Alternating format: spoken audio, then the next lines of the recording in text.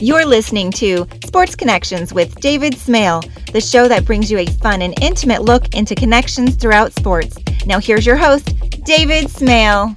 The National Christian College Athletic Association is an association of Christ-centered collegiate institutions whose mission it is to use athletic competition as an integral component of education, evangelism, and encouragement. Dan Wood joined the national office of the NCCAA in 2000 after serving on the board for years. He is a former student athlete, coach, and athletic director at various institutions. He started his collegiate athletic career as a golfer at North Carolina State, but quickly discovered that wasn't the best fit. He transferred to Southern Wesleyan University in his home state of South Carolina, and interestingly, joined the soccer team. Over the next 20 plus years, he served in numerous roles, but always within the NCCAA structure. He left athletics administration for a brief period of time to dip into private business, but he stayed involved by serving on the board. When the executive director position opened up, he agreed to serve on the search committee. Little did he know he would be the end result of that search, and he's starting his 21st year as the executive director. Dan, welcome to Sports Connections. Thanks, David. Great to be with you, and happy 2021. Yeah, it's got to be better than 20, right? Well, I think the only difference, the only thing I feel bad about is we get one less day this year than last year. We had that leap year last year, so we'll take the 365 this year and do our best with them. That's right. Well, I posted on Facebook, like on the 2nd or 3rd, that it's finally true. 2020 is hindsight. Is it? There's my joke for the year. That's true. So let's start with how you got involved with the NCCAA. It's an interesting story. You and I have known each other for a couple of years, and it's a really cool story how you got involved. Well, I won't give you the first 18 years, but I grew up in Colfax, North Carolina, a little tobacco town. Dad was a pastor, assistant principal, bivocational, etc. But I felt golf became my sport. I played everything all the way up through senior high school, played 2 or 3 sports a year, but golf was kind of the thing. I'll fast forward, tried to very late in the game, tried to start initially walk on at North Carolina State to play golf. And when you say it wasn't my cup of tea per se, what I found was that my lack of self-discipline and a major university setting were not going to go well together. And it had nothing to do with the major university setting. It had a lot to do with my lack of real character. I had faith by osmosis, probably through parents and grandparents, but so I ended up going to Southern Wesleyan, going to hang out for a semester and transfer and play golf somewhere. Probably Guilford College at the time in Greensboro was an NAIA top 5 program. And that's probably where I was headed. And I got to Southern Wesleyan, it was Central Wesleyan College at the time. And I ended up meeting the most impactful man in my life next to my father. And that was Dr. Keith Connor. As you said, why do you leave a school trying to play golf to now go play soccer? Well, I didn't go to play soccer. I went to state and start my grades, basically start college and then transfer. And all the cool guys on campus played soccer. They didn't have football. And I thought, well, I got to play something to be occupied. And I walked on and played soccer. They needed a backup goalkeeper. I'd not played. We didn't have it in high school where we lived. And I thought it'd be a 10-week gig, and that was it. And at the end of that season, actually, November, Coach Connor said, Dan, I think we can develop you into a goalkeeper if you'd like to stay, but that's your call. And then right before Christmas, they said, hey, if you want to play golf, we'll start a golf team next semester. Wow. And my brother was there. There were a couple of other guys. So I ended up getting 4 years of college golf and 4 years of college soccer. And but what happened during all of that, David, was without me knowing it, I was falling in love with Christian higher ed. And especially what can happen when a coach who is just intensely engaged in developing the souls and hearts of young men, not just their games, when that connection happens between coach and student athlete. My connection with Coach Connor was not special versus anybody else's up until probably the time I started to buy into what he was sharing. And as a freshman, sophomore, I really didn't care. It was great. That's super coach. But somewhere along the sophomore, junior year, what he was really trying to coach us to be, it started to take root with me. And I became a product of NCCAA. We were an NCCAA NAI school. And actually my sophomore year, we were top 10 in the country in NAI soccer. We were in a really good district at the time with Erskine, USC Spartanburg, et cetera. And we were very good. And come postseason, we were looking at the NAI brackets and we're not in them. And it's because coach had declared we would play NCCAA because that's it. He said, we're an NCCAA school. That's our mission. And then that word mission then started to take root and does to this day. And I say all that to freshmen. I think, David, that's where the seed got planted. The same love I started to develop there is what led Kelly and I in 1987 to say yes to going into Christian higher ed full time, leaving yuppieism and the lake of Clemson, South Carolina, and a Wendy's franchise to go live in a college dorm and be a resident director and a coach, and her a secretary at a church. And here we are, 33 years later, we're really on that same path. That started with what Keith Connor developed in my heart back in 79, 80.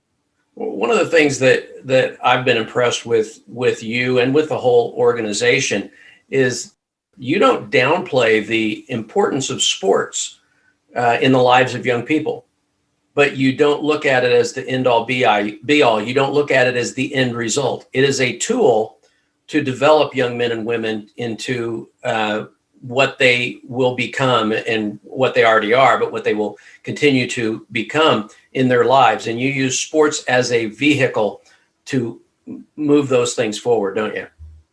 Well, we like to use the phrase, to be very candid, we use intercollegiate athletics. And people say, man, that's a weird missional thing. No, that's what we do. Yeah. I can come up with something that sounds better, that looks better on a billboard or on a graphic maybe, but we use intercollegiate athletics. We didn't start intercollegiate athletics. We didn't start higher education. Without Christian higher education, we don't exist. The NCAA, NAI could take care of it all. But higher education exists and Christian higher education exists. And inside that, intercollegiate athletics exists. And we use that medium called athletics to gather young men and women, old men and women, coaches, ADs, whatever, student athletes, the young, who play really. And the level of competition is better than most would assign to it. Most would say, oh, it's intramural club. Well, it's not. It's actually pretty good. Yeah. And every year in basketball, we'll have an NCCAA school beat an NCAA 1 school and get paid to do it on a guarantee game. So the sport is good, but we didn't create any of that. What we do take credit for is using that to serve the Great Commission of Christ through a variety of things we try to put in place that, logistically are tough. Yeah. They're not easy to put in place. They're not easy to require. But I go back to that word I mentioned 3 minutes ago, mission. Yeah. Our mission is to use intercollegiate athletics to serve the Great Commission of Christ. The only thing in there we've created is our tools, is how we're doing it. The Great Commission was in place. Higher education was in place. Athletics were in place. We're just going to use it, and we're going to use it for that cause. In 2000, you were part of the board that was looking to replace the longtime executive director, who, if I remember correctly, was stepping down. And you agreed to be on the search committee. You weren't looking to take over. Just tell that story.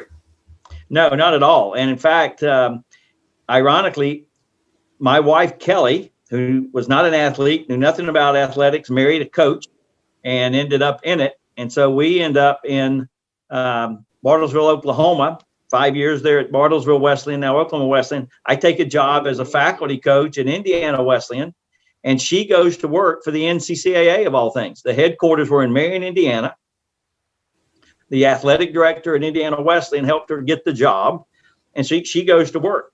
Well, in that, she fell in love with NCCAA. Yes, athletics, I guess. But so I say all that to say, we actually were moving to Greenville with the NCCAA national office for my wife's job. Most people misassume it was mine. I wasn't going to work for NCCAA. It was our favorite charity. I didn't want to go to work for NCCAA. I knew the budget. And so I say all that to say that, the executive director was leaving the end of December. The executive committee called this emergency meeting. I thought we were all going to discuss. I had candidates I was ready to bring to them. The next thing you know, they say, hey, we think you ought to consider this. I said no. Variety of reasons. One, I didn't know if Kelly and I wanted to work together. B, I didn't know if they'd let us. And C, I don't know if that we should. My marriage was much more important than my job. Yeah. And hers too. But literally they said, would you pray about it? And as I've told you before, that was the first big mistake. We said yes. And we left that emergency board meeting in Fort Wayne, Indiana. And literally it was winter, it was January, cold, bitter. Took us about maybe 10 hours to get home to Oklahoma. I'm telling you, from Fort Wayne to St. Louis, I don't know that my wife and I said a word to each other. There was just this quiet, somewhat prayer. I'd love to tell you we were that holy. It was more, I don't want to be the first one to start this can of worms. And we crossed the river and we started talking, and God took it from there. And I ended up saying, yes, if they want me to serve, I'll serve.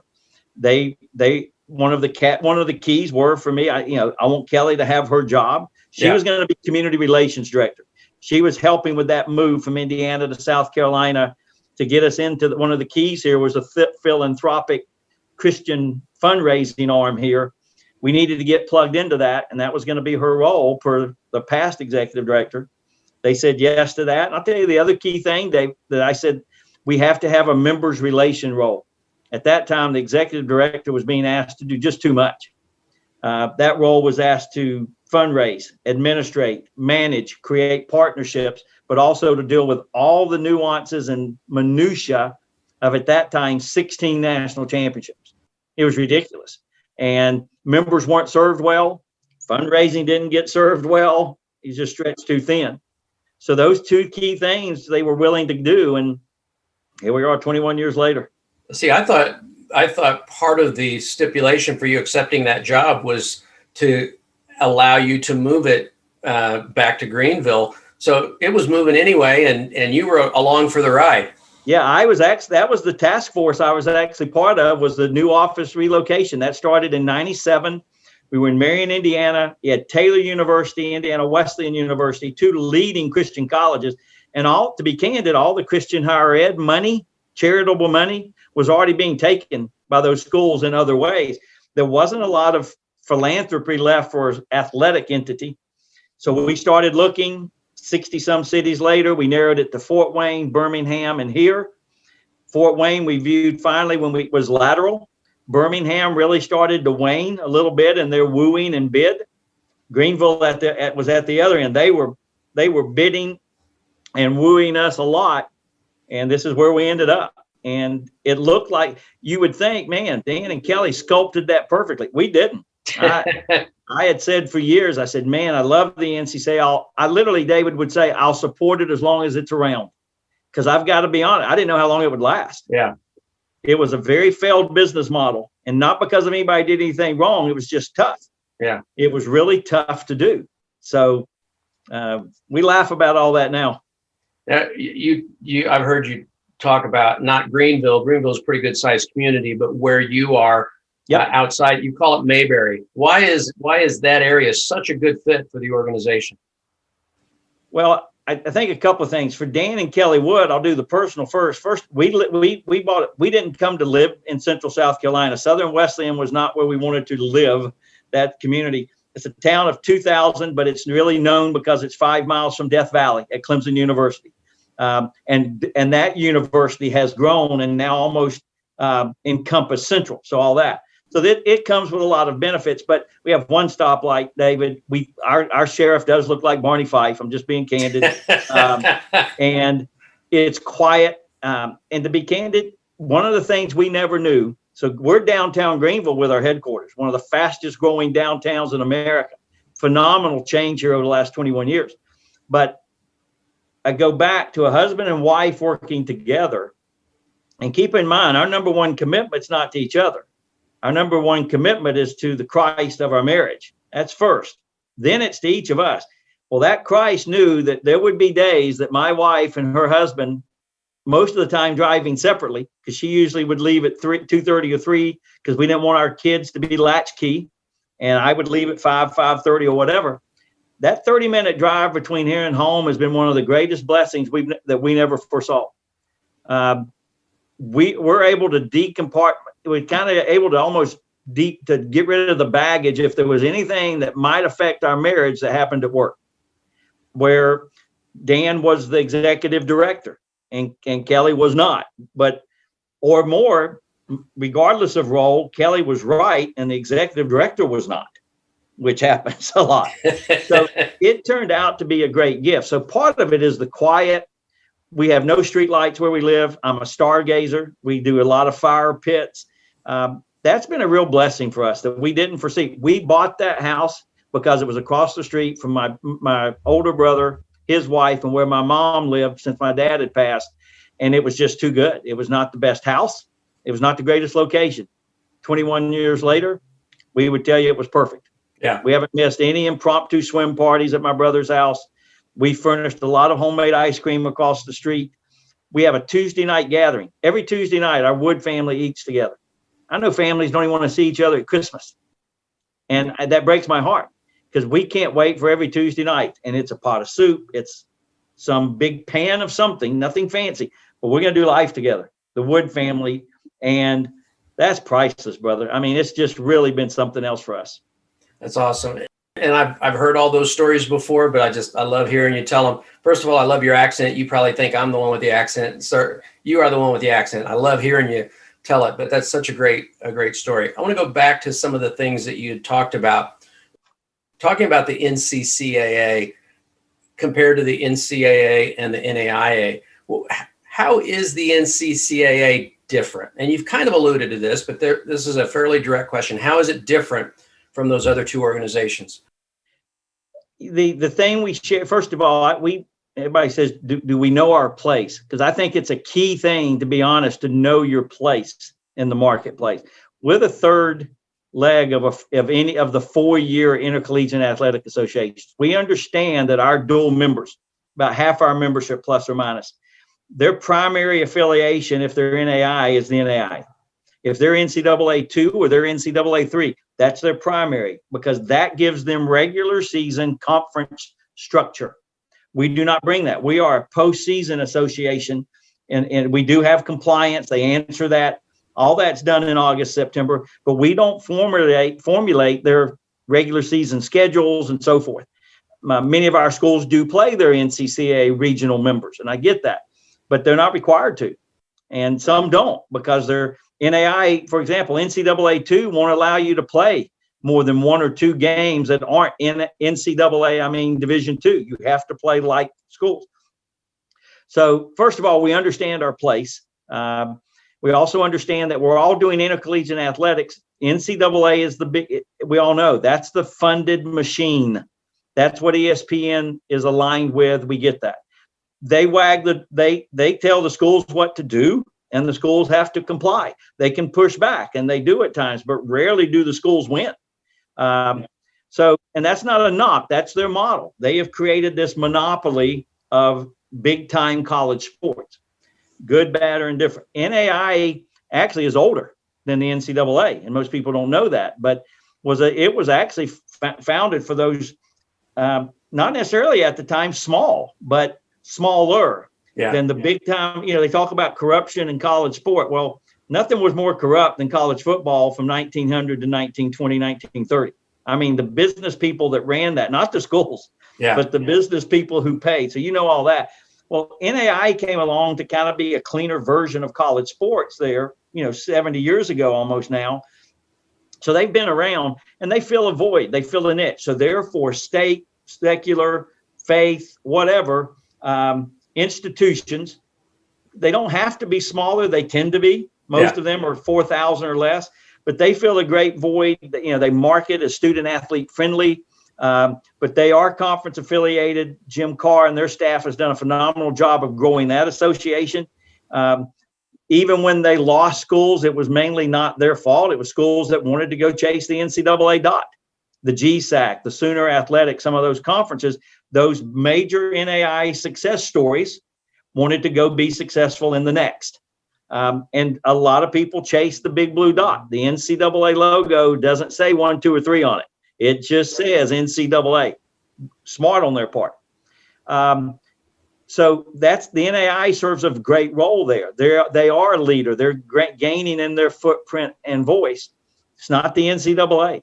And NCAA still, they make decisions and compliance things that actually the NAI and us have to react to, because we can't fight that if we're not in line with the NCAA. So all that to say, so what does that leave for us? The number one thing that differs for us, I'm not here to say we're better. I'm just telling, we are mission driven. Yeah. There's that word from 20 some minutes ago that Keith Connor taught us, mission. And why is that important? Everything has to go through that. Everything has to go through who we are to be. It can be a great endeavor that should be done, but it's not, if it's not in our mission wheel, it's not for us to do. I can quit my job and go do it somewhere else if I want to, but that's not our thing. Somebody else will have to pick that up. The other thing that gets misnomered, sometimes we're viewed as FCA or AIA, like a para-church huddle. We're not. We're intercollegiate. We got 200 and some pages of compliance, and our members have to toe a line too. But they view us not as the wagger, but we're more the servant. We're here to serve them. Again, I go back to what I said. They were here before we came along. Christian higher ed was, athletics was. So we didn't invent this. We're their partner, and we are their partner in intercollegiate athletics. We're their partner in the utilization of that medium. But there's a goal, and our members' goals, as much as sometimes it doesn't look like they're necessarily following mission, is to serve the Great Commission of Christ. They recruit for the right to pour into the lives. The Keith Connors of the world are sprinkled across college athletics, NCAA, NAI, NCCAA. But I will tell you that per capita, the Keith Connors of the world that want to make better husbands and wives and fathers and mothers, not just better shooters, runners, hitters, throwers, tacklers, per capita, more of them exist in NCCAA than anywhere else you'll find. That's really why a lot of them, they're much more called to what they're doing than career punching. We see those who want to use college coaching as a career and move through us quickly, but they don't last very long. And to be honest, they're typically not mission fit. Those that are find a niche here, and it's tougher. Budgets are smaller, but man, as I tell people, the rewards are out of this world. And that's really our difference, David, is we are missional and mission driven. And it's why our championships look different. Those weeks, our convention looks different. We're not there to sell, pander. It's not all minutia of compliance. We really want to pour into the lives in those 3 days of our coaches and their families if they come. We want them to know that they are the best of the best, we think. They're servant-hearted people, and we want to encourage them as they go into summer, and then for us, because we're a June convention. Do you get a chance to interact with the Jim Carrs, the Mark Emmerts of the world? Do you meet with them, talk with them, and how did those conversations go? Do they appreciate what you guys are doing? Yeah, NAI, I'll start there. They've been a great partner, even when I was coaching. I remember those days. There's been a lot of, because we have to have that link up.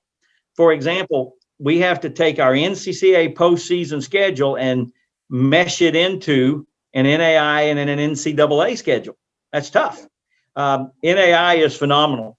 We still have our schools that might play in our championship attempt and still play, or they'll play in NAI. They may lose first round in some of the satellite and then still play with us in our national championship because the dates allow that. NCAA doesn't allow that. You get one championship run. They require you to declare that all the way back in August. So our NCAA 2 or 3 members, most of them have to declare that if they qualify for NCAA 2-3, they have to go there. Yeah. And they do. Don't have a lot of dialogue with Mark Emmert. I mean, again, the business of the NCAA is significantly different than per se us. Some of it's similar, but on a different level. I will tell you, I was privileged to be part of a thing called Common Ground Think Tank, very unique, funded by Nike. NCAA put it on. 2 groups that people would not see coming together. It was an LGBT plus group and people of faith group in college sports.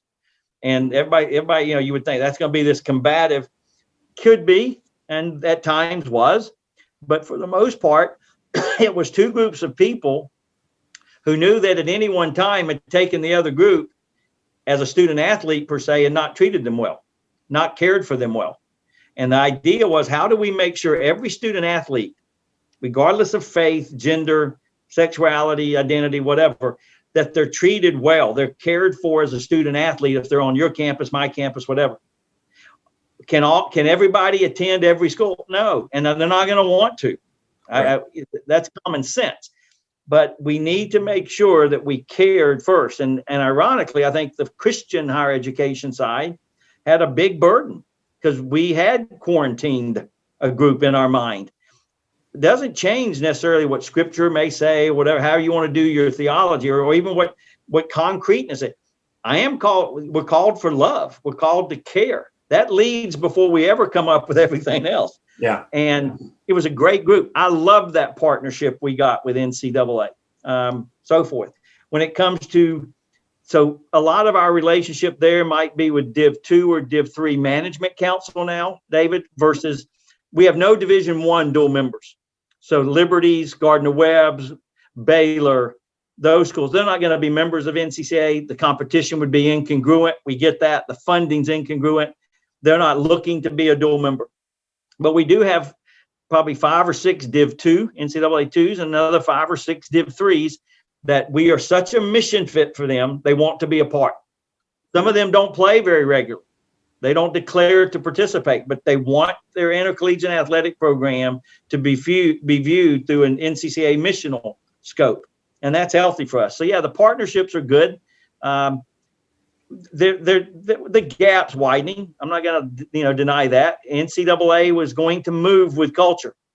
NCCAA is not, because a lot of those stances go against NCCAA fundamentals.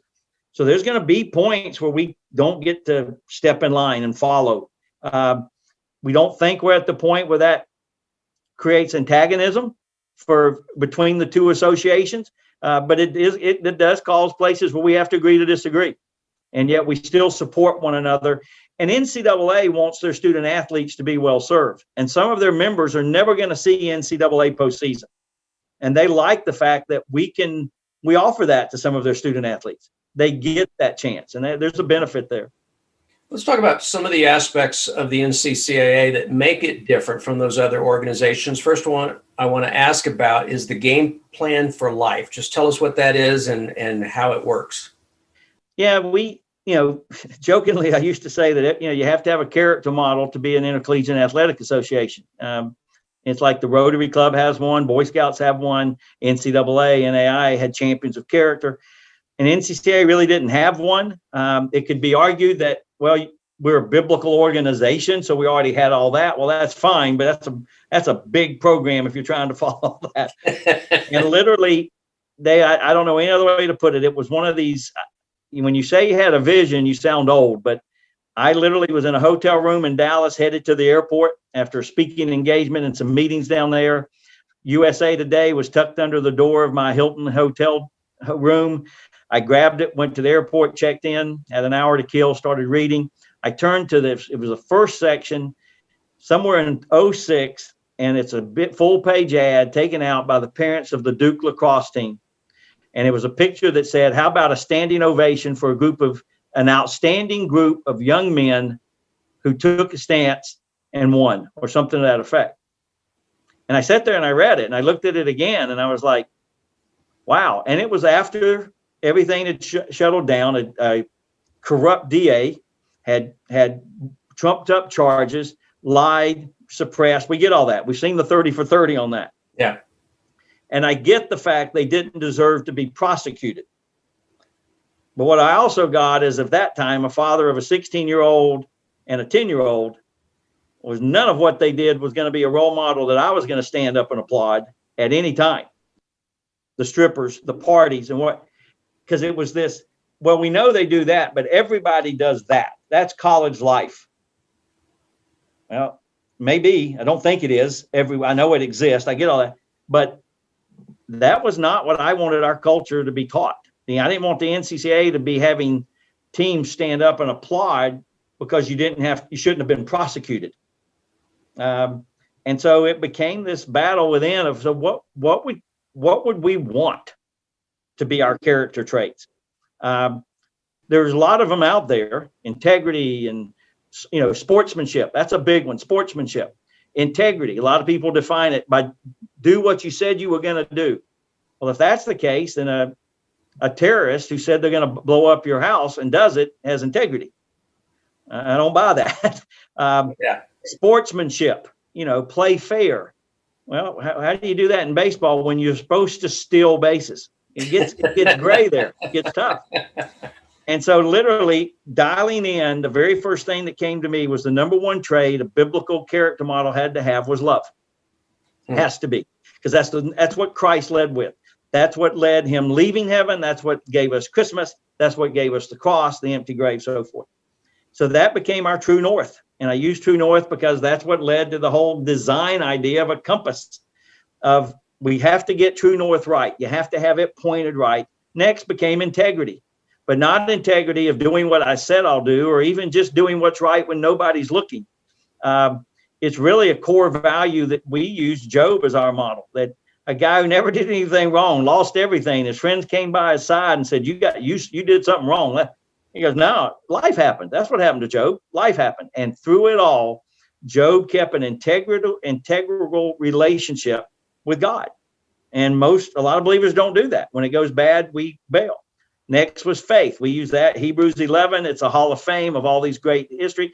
I am one that say that chapter's not, the Bible's not dead, first of all, but certainly that chapter's not dead. Hebrews 11 lives, and I have proof. Keith Connor would be in my Hebrews 11 if I was writing it today. My wife is in my Hebrews 11. My kids are in my Hebrews 11. They have been faith heroes and examples to me, but so are my parents and teachers and certain others. So that's faith. In other words, what are we doing that's adding to the legacy of that great cloud of witnesses that we read about? And then finally is excellence. And excellence goes at the end, and many say it should go on the front. But I disagree. They say, no, be excellent and everything else will happen. No, because excellence is the last thing we're going to be successful at. It's the hardest thing because it is a behavioral list in our human mind. We can't get over that excellence should be a trait. It's performance. I showed up on time. I did my job. I made an A. I made the shot. I stopped the goal. I made the putt. I stopped at the stoplight. And excellence is so much more. And we put it at the end. It's so proximate to love, it's not even funny. Yeah. But my excellence is not registered through my faith in Christ and in a relationship with him that I will not allow to waver no matter what befalls me, then I'm not ever going to get that right in the way he wanted. So that's what, for us, that became our tenet: love, integrity, faith, and excellence, biblical value system. I didn't want it to be, David, to be honest, I was a Boy Scout. I did not want to be about helping the old lady across the street, because you were 18 once, so was I. And I got to be honest, at 18, did I care that what I did that day made my community better? No, I should have. I wish I had, but that wasn't me. And I wasn't a horrible kid, but I didn't care that what I did. I was out for me and my next. And so if I help an old lady across the street and it makes her day better and my community better, that's great. But I'm going to turn around like Field of Dreams and be Kevin Costner. What's in it for me? And that's not a character model we wanted to be a part.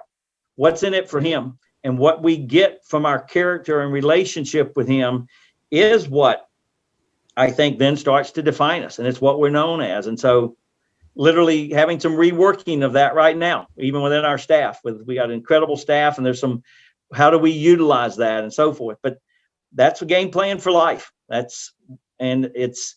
We found it to be marketable. There are some in Christian college sports, they really don't want those 4 tenets. I'm just going to be honest. They said, no, we're not interested in that. Okay, I get that. But I haven't found a time yet when Christ said, no, we're not. I don't want y'all doing that either as an association. So we'll stick with that. All right. One aspect of that, and this maybe is a little bit of helping the old lady across the street, but it's not the driving force. Why is service to others such an integral part of the NCCAA? I don't know if you encourage or require every student athlete and coach to be involved in Christian service. We encourage. They might use the word require. We're not going to tell a kid. a kid at a national championship event at the start of the week who doesn't want to participate, still going to get to play. We're not going to sanction anybody.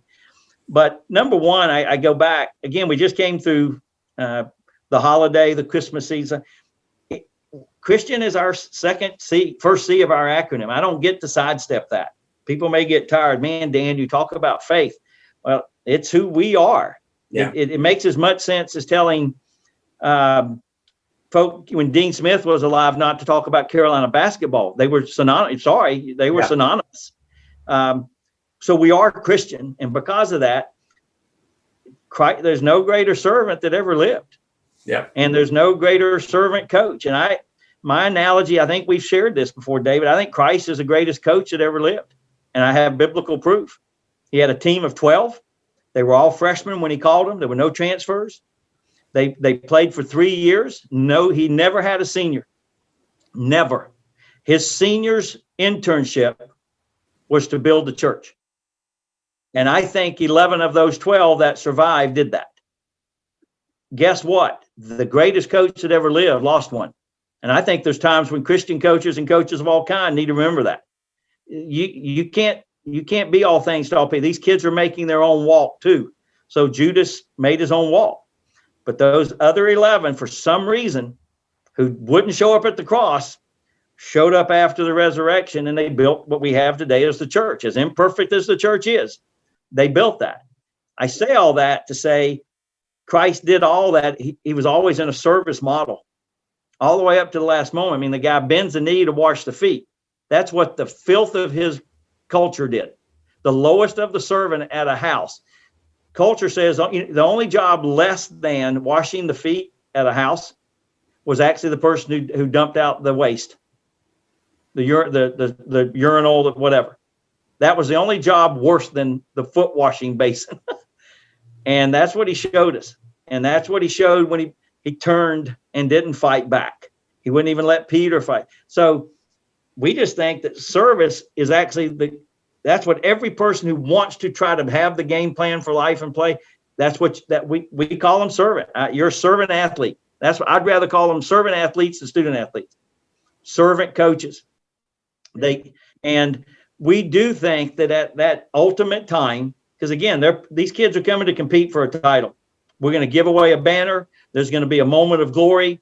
We're streaming this. They're going to rush the field. They're going to get their moment in the suns. One team is. And we think that at that time, nothing should be more important that we remind them of. We hope their schools did, but maybe they didn't.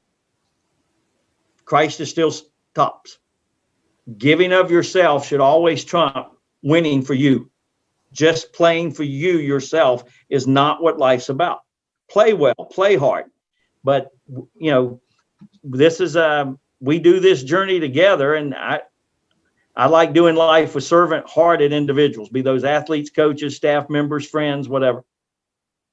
Another difference that I've seen, and I used to work for the NCAA, and I'm friends with Jim Carr. I'm friends with Rob. Drawing a blank.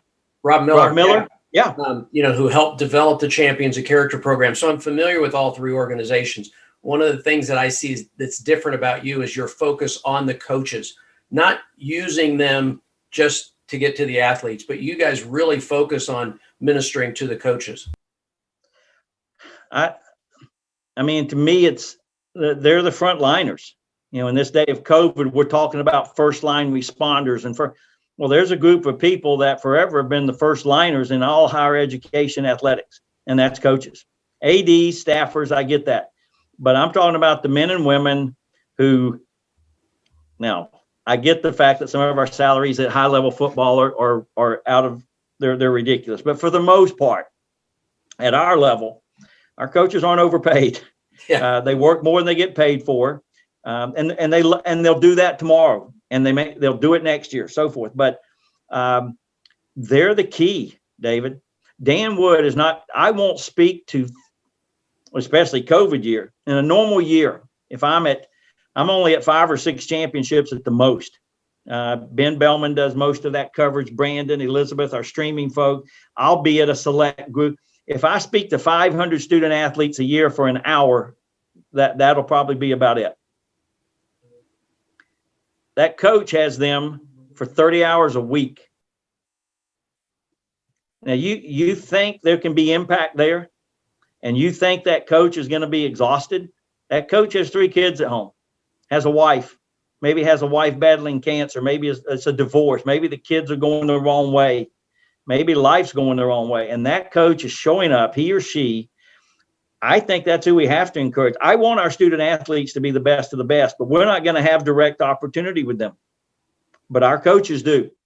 And I think they need to be, I think they need to be encouraged more. You know, we've had conversation, man, what if we get coaches' spouses, get her husband or his wife, let's get them a break. Let's rejuvenate them, because they're that coach's frontline bunch who are helping. And so, yeah, we want to be that. We want to be very driven to enable, encourage, educate, pray for. Our prayer network is one of our major initiatives, and it's full of coaches who are asking, hey, can you pray for this?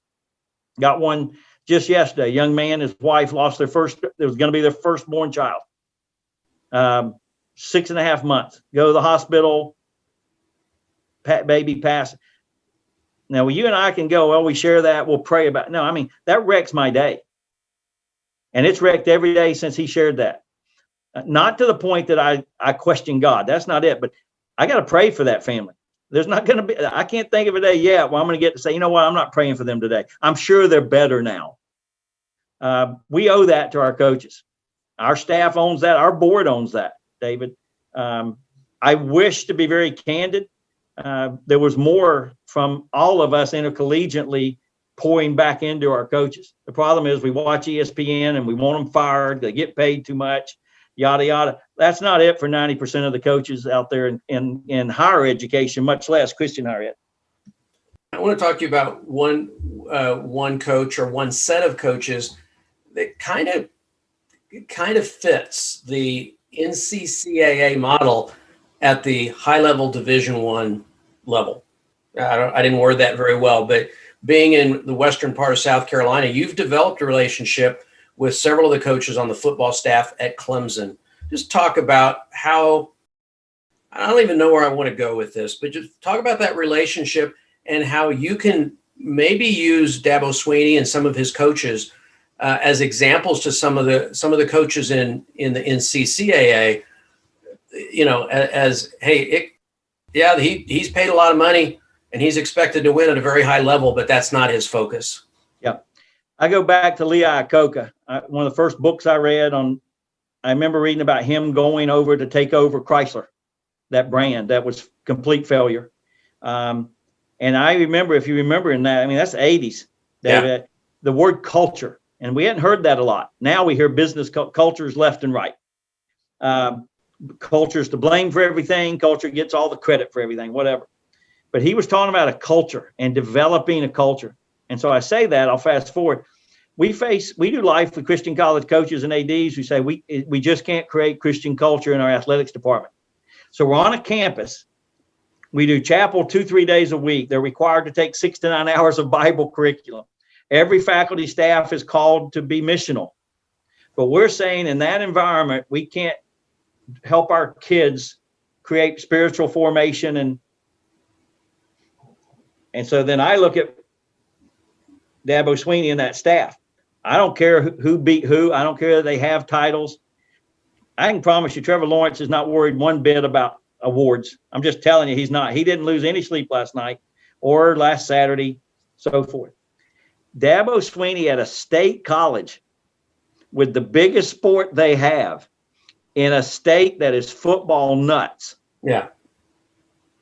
You know what drives Dabo Swinney? Mission. You say, oh, Dan, you're simplifying. Ask Dabo Swinney and his staff how many times winning a national title has gone on their board at the beginning of the year. You'll never find it. It's never on there. That's never the goal. The furthest they'll dream is ACC champs. Then they because you know what? Dabo knows that after that, it's up to a bunch of people in a room that don't know, may know a lot, may not know much about football. Yeah. He doesn't control it. Let's win the ACC. But you know what he's trying to do? He's trying to do what Keith Connor did in 1979. He's trying to take an idiot who couldn't have would never have probably played golf in the ACC. I wanted to. A lot of them want to. Who's now at Central Wesleyan College and doesn't know what he's doing there. But I want to grow that guy because someday he's going to marry Kelly. Someday Trevor's going to marry fiance. Someday Travis Etienne's going to marry. Someday Travis is going to be a dad. And Dabo's no different than John Wooden on that, David. When they asked him in the 70s, is this the greatest team you ever coached? He goes, I got no idea. Check with me in 10 years. Reporter had no idea what he meant, completely oblivious. Wooden said, let me educate you. Let me see what kind of husbands, fathers, community members, givers, and servants they are, and then I'll tell you whether he said, all I can tell you now is we outscore people. That's the only thing I know for certain. Dabo Swinney has worked with his job on the line. People don't know the story if they don't pay attention. Liberal groups have come in and tried to get him fired. Literally. And sometimes on legal grounds. He's too faith-based. And Dabo has said, if I need to go, I'll go. His greatest line ever. I'm not that valuable to you as a football coach, but I am that valuable to this institution as a shaper of men. Weigh that one. Yeah. Weigh that one. And so, yes, I look at what he's done there.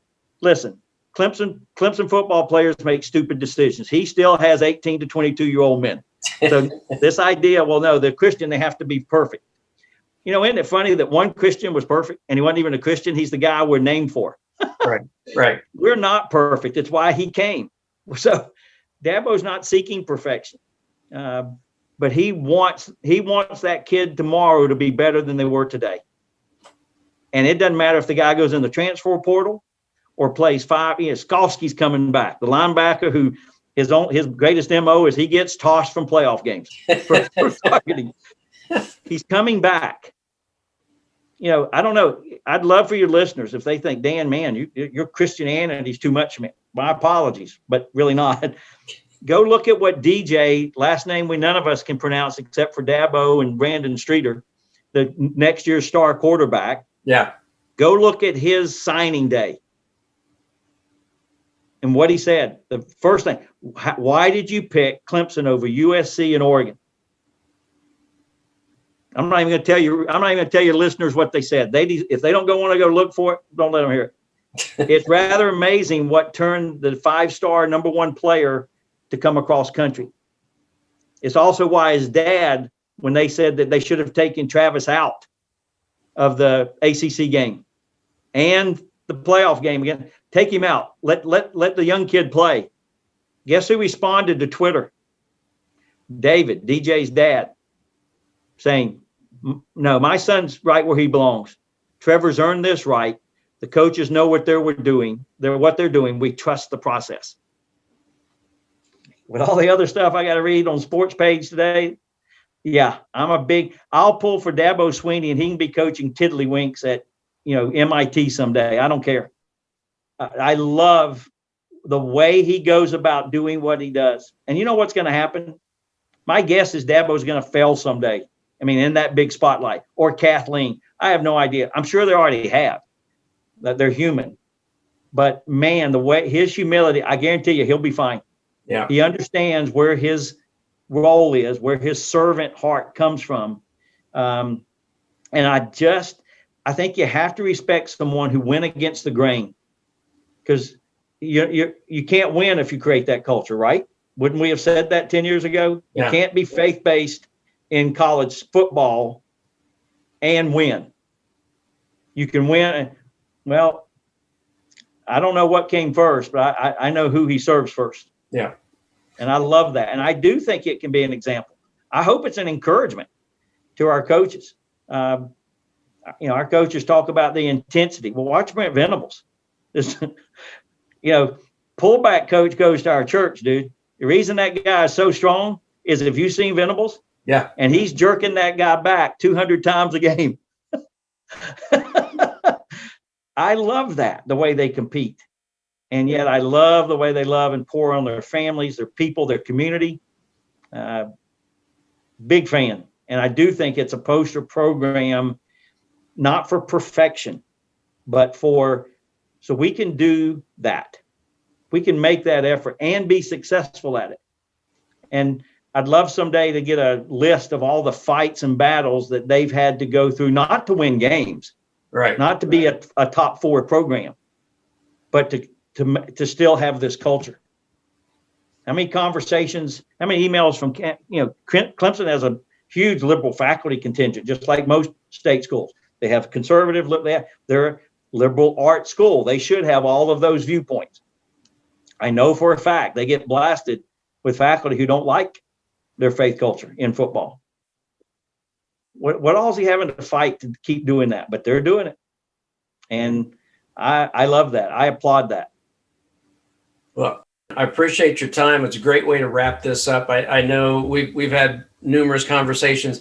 I know you're a huge sports fan, and I know it's, I don't want to say dream job, but it is so cool that you get to work in the field of intercollegiate athletics, but with a different purpose. And I appreciate your time, and I've enjoyed this very much.